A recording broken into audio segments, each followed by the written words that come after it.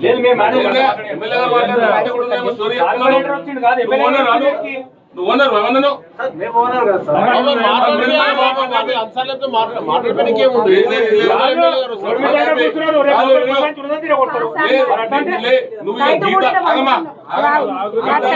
చెప్పి నువ్వే అనుకుంటున్నట్లు ఇలా జీతాలు పెంచొద్దా నువ్వు ఇట్లా అనుకుంటున్నావు ఆయన నాకు అర్థం కాదు.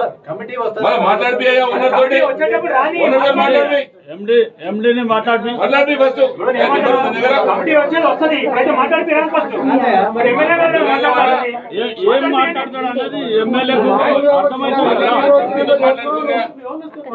మీరేం మాట్లాడలేదు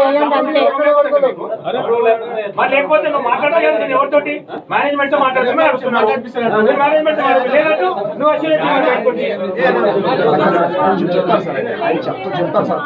చెప్పండి సార్ అది చెప్పిండ 2 సార్లు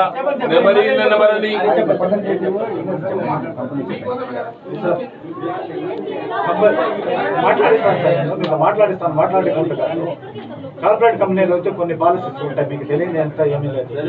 నేనేమంటున్నా నాకు అన్ని పాలసీలు తెలుసు.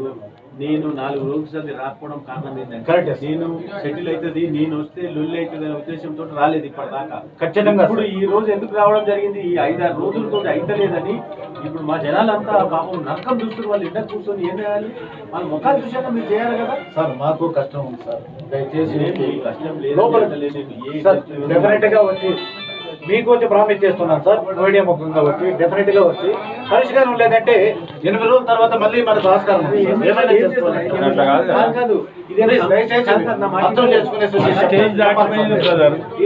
నా మాట సంసారం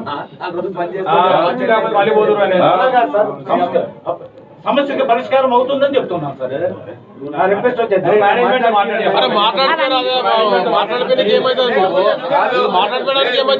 ప్రధానమంత్రి ముఖ్యమంత్రి తమాషా అయిపోయింది నాకు అర్థం కాదు. మాట్లాడిపోయి ఇగో నువ్వు మాట్లాడిపోయలేదు అనుకో నువ్వే వస్తావు.